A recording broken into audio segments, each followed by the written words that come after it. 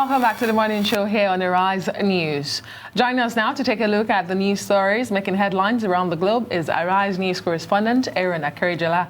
Hello, Aron. Good to see you. Yeah, good morning. Hi, Aron. Good morning. Good morning, Doctor. It's good to be here today. Good. All right, we will start it off from the strike action, the impending strike action, and the fallout of it. And let's actually tell you, the governors under the auspices of the Nigerian Governors Forum have called for an emergency meeting where a decision on minimum wage will be discussed. A statement issued by the NGF Secretariat in Abuja on Monday said that all the governors must be present and that any representatives. The emergency meeting will hold tomorrow at the NGF Secretariat, Maitama, Abuja, at 5 p.m. Well, we have said before on this program that government has the responsibility to prevent the shutdown of the Nigerian economy ahead of the 2019 general elections. That on all fronts, it will be counterproductive.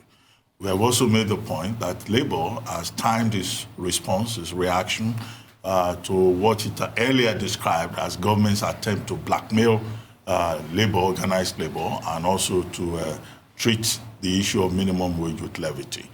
I think that this is a good development. It must be clear to the governors themselves and also to the federal government that a strike action will have very serious implications, not just for the economy in terms of losses, but also for the 2019 general election. We are hoping that the tripartite meeting that has been called today and the importance attached to it, to the extent that the Governors Forum is even saying, nobody should send any representative. In other words, you can't send your commissioner, you can't send your deputy. So it's like they're treating the proposed strike as a matter of urgent national importance, which is what it is. Labour, as you recall, is insisting on a minimum wage of 30,000 naira. The federal government is proposing 24,000 naira. The federal government is insisting that the state governors are proposing 20,000 naira. And their position before now had been that, they cannot afford to pay anything more than that. Let us hope that the meeting today will be successful and that the proposed strike, national strike, will be nipped in the bud. And that also Labour will not go for broke. That Labour too will possibly be in the mood, organized Labour to reach a middle ground with the federal government as a way forward. I'm hoping that at the end of the day, something good actually comes out of this. Because if it does, it is the civil servants and the public service workers that will actually be the beneficiary. And at the end of the day, hopefully, it actually translates in more productivity. I'll get to see Nigeria move forward and move to the next level. That's my hope. I'll keep our fingers crossed and see what comes out from that. Also as concerned citizens, as people involved in this matter, our natural expectation will be that there will be no shutdown of the Nigerian economy. True talk. It doesn't favor anybody. On previous occasions, even to get fuel was the problem. Yes, if true Pengasa and Nupeng, if they join that strike, movement will be it will be a total shutdown of the economy. A complete difficulty, for the average Nigerian. Government, public, private. Government, public, private. Everyone will be affected. We experienced it in the past. True talk. We hope that dialogue will save us from. And the willingness to also compromise from all fronts, talking about the governors themselves, the federal government, and even Labour themselves. If they actually, we're actually hoping for the best, And this also portends a united front from the governor's angle. If they're deciding to all meet, no representatives, I think it sends a positive signal to say that they're committed to meet and treat this as urgent as it is now sounding. I mean, November 6th is just a couple of days away, and that's the deadline Labour has given the government for the nationwide strike. All right, still in Nigeria. Let's say that the Nigerian National Petroleum Corporation and its subsidiary, Nigeria Petroleum Development Company, and other companies in the oil and gas sector are yet to remit a total revenue of $22.6 billion and 481.7 billion naira to the Federation accounts. Latest report on the summary of unremitted revenue, losses, and unreconciled differences from operations and transactions in the oil and gas sector released in Abuja on Monday by the Nigeria Extractive Industries Transparency Initiative showed that the NNPC alone had yet to remit a total revenue of $90.04 billion and 427.57 billion naira. Providing a breakdown of the unremitted revenues by the other firms, the report stated that the oil and gas producing companies were still withholding $152.69 million and 5.2 billion naira. Companies involved in the offshore processing contracts about $498.6 million, and the MPDC about $2.38 billion and 51.95 billion naira. Well, is it actually $22.06 billion or $2.26 billion? But whatever it is, yes, I think this is a big scandal. It is condemnable. It makes no sense whatsoever. Nigeria is facing a fiscal crisis. True. The federal, states cannot pay salaries. There are issues about insolvency, and Nigeria is borrowing a lot of money. And then you have this huge amount of revenue that is out there that is not accounted for, that is not put into the federation pool. I think it should be investigated. And NATI, the Nigeria Extractive Industry Transparency Initiative, which made this disclosure. This is not the first time that NATI is raising, an alarm over, unremitted funds and the under-recovery of revenue. Yes. And I think that, the relevant agencies, authorities, should take an interest in this, and an effort should be made to ensure that nobody sits on national revenue. Yeah. And when the investigation does take place, we should also be told Nigerians have the right to know why this will be the case. Although NNPC, in their own defense, should a spokesman say that this particular issue has been resolved, all right, because they say that these monies in the periods of from 2010 to 2015, and they've actually brought forth the figures that show that they've actually remitted it, and they've actually spoken to NATI, so they are saying that they don't see why NATI is actually bringing this back again and trying to find a case where there is no case. Well, but the opaqueness of NNPC operations has been one of the major concerns, yes, in terms of what goes on in the oil and gas sector.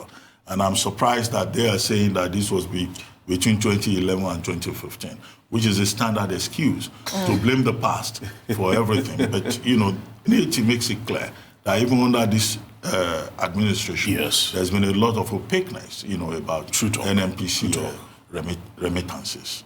There needs to be an address for the elephant in the room. NNPC, like you said, is very opaque. Why are we having this recurring over and over again? There's a question of accountability, obviously, here. You cannot be having the same issues over and over again. True. So something is wrong.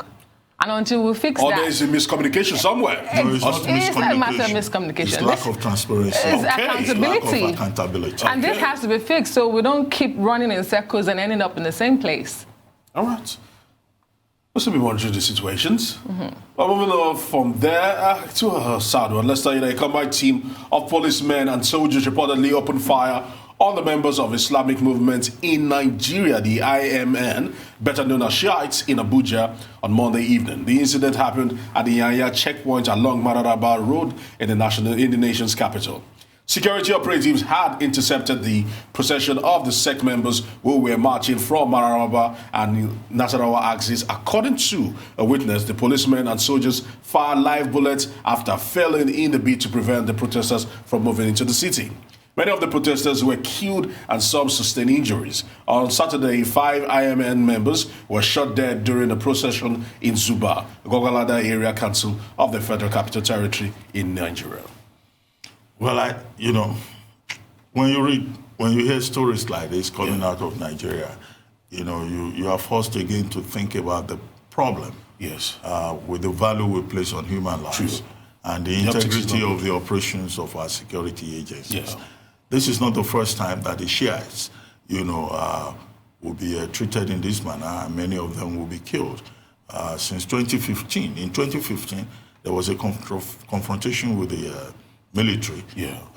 35 persons died, and on account of that, the leader of that movement, Ibrahim Zakzaki, and his wife, they've been in detention. The court freed them The state has refused to allow them to go. They find court orders. The man lost his children and all of that. And since then, his followers have been staging one protest after the other. I want to believe that in the rule book of either the military or the police, there must be a way of controlling protests, of controlling crowd, of ensuring that it doesn't generate into the murder, blatant murder or assassination of persons who have the right to protest. The military authorities have said that in this instance, they were following the rules of engagement. What is the rules of engagement that they're talking about?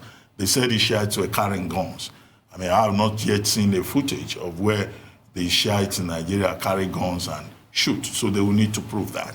They said they were stoning soldiers. Okay, even if they were stoning soldiers, is the appropriate response the assassination of the people who were having a legitimate, protest? So these are the issues that are raised. But beneath it, of course, is the politics, of Islamic ideology.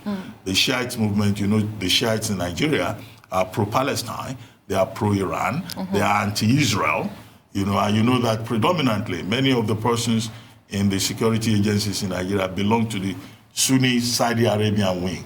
So you now find people, using state authority, using state instruments, powers of coercion to play religious politics. This is where the matter is. This is at the root of it, and I think that it should be condemned.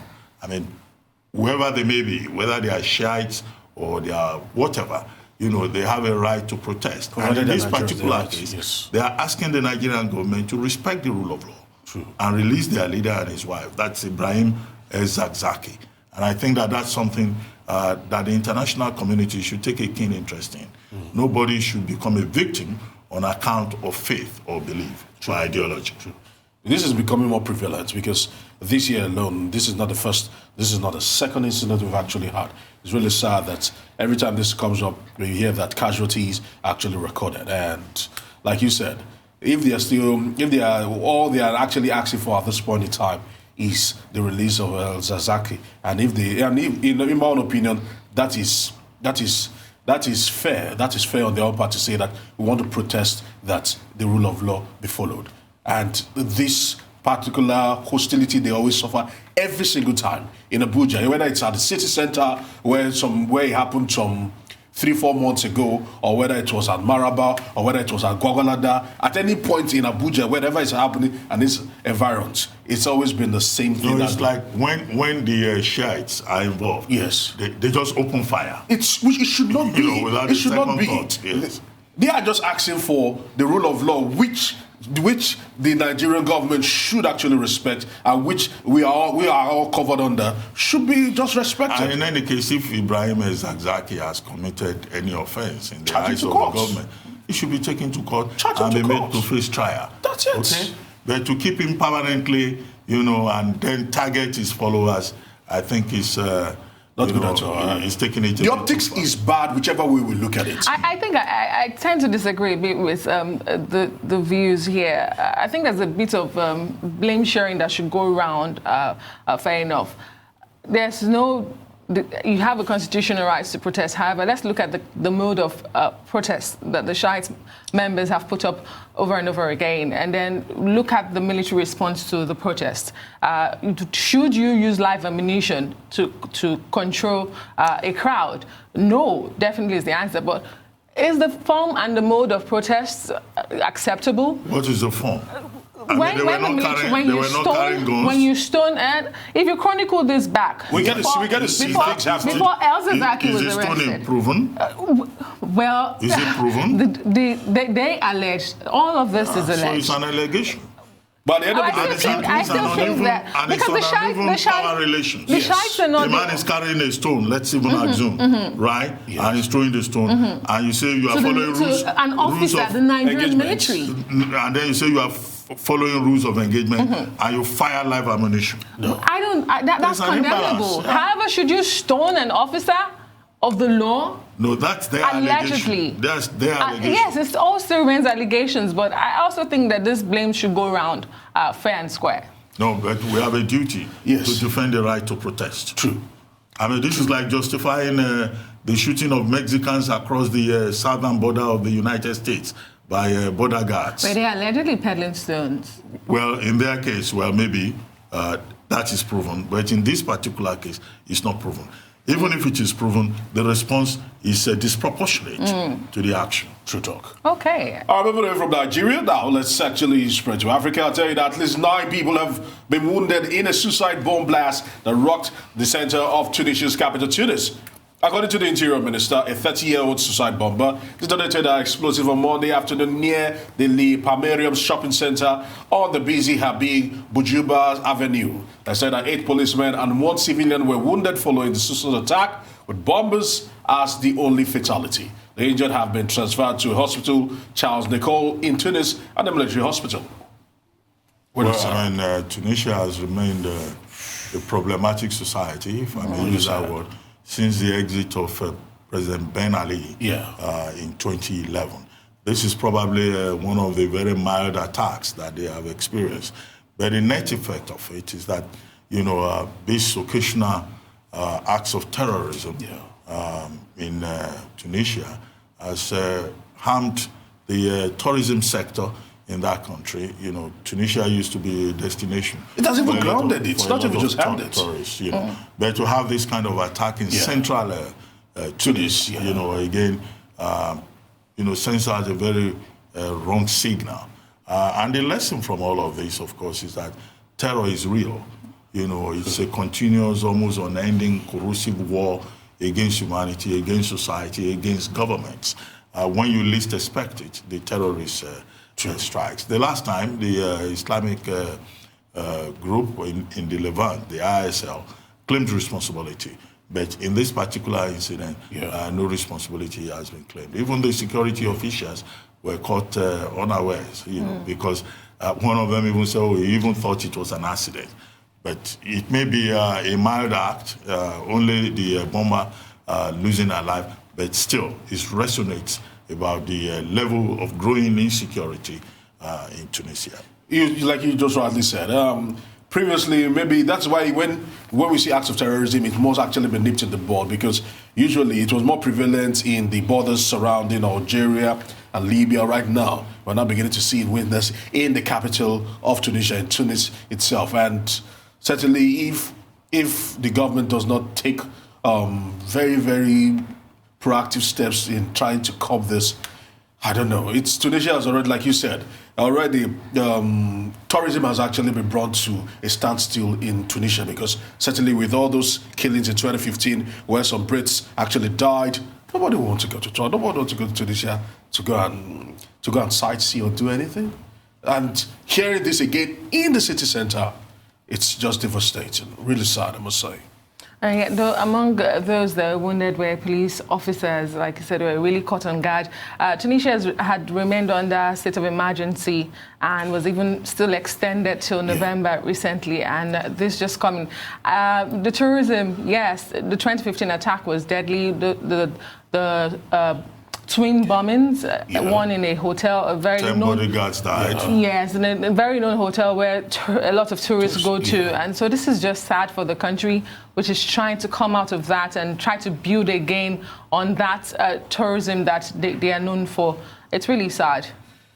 I don't know. But moving away from that to another tragic event right across the world, let's tell you that to Indonesia, where 189 people are feared dead after a Lion Air Boeing 737 passenger plane with 189 people on board plummeted into the sea shortly after taking off from the capital, Jakarta.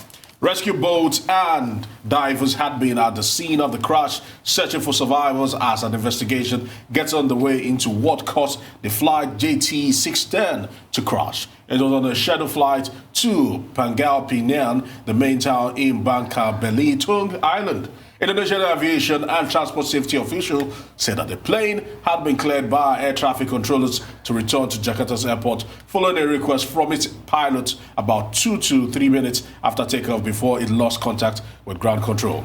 Our editorial director Nick Jennings has more. As darkness fell over Indonesia, so too did hope of finding anyone who might have miraculously survived.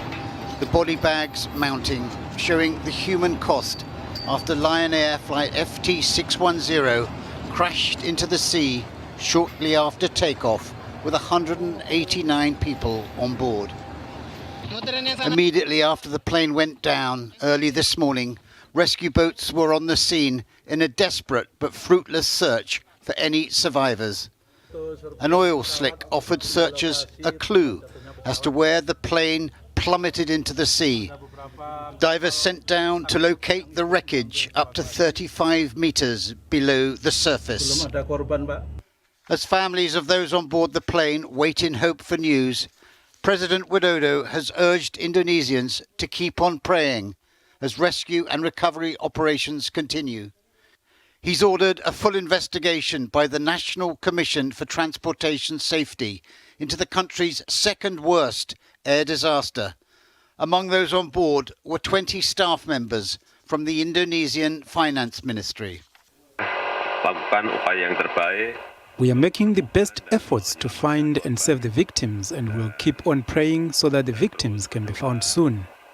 I feel deep anxiety for all the families of the victims, but we hope that the families of the victims will be calm while they wait for the search and rescue teams who are working hard at the scene.